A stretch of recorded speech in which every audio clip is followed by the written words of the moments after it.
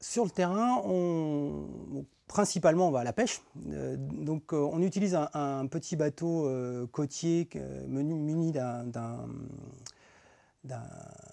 bras qui nous permet de mettre à l'eau les engins. Donc, principalement, on va utiliser un petit chalut adapté à la taille de ce bateau. Donc, en général, sur des bateaux de pêche, on a un chalut qui peut faire 2 à 3 mètres de large sur une dizaine de mètres de longueur. Là, on a un petit chalut qui fait simplement 1 mètre de diamètre, puisqu'on fait des prélèvements de petite taille. Le but n'est pas de racler tout le fond.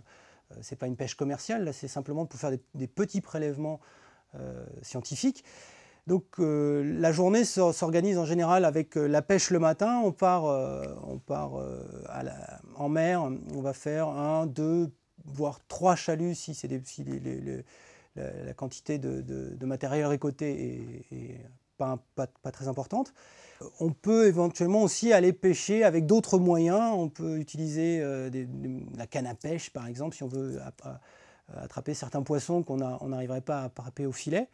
Donc la canne à pêche classique avec un moulinet, une cuillère. La difficulté est d'attraper du poisson.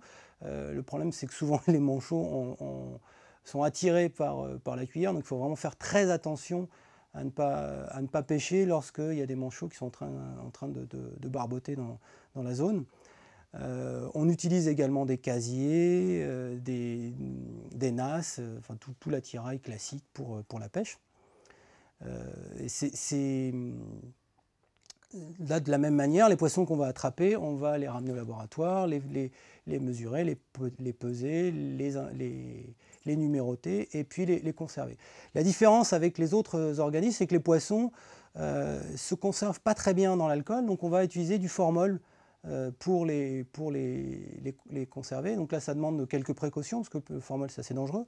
Donc on va utiliser un masque avec une cartouche filtrante, on va utiliser des gants, évidemment, et on va donc mettre les poissons dans le formol, et ils vont être transportés dans des fions de formol.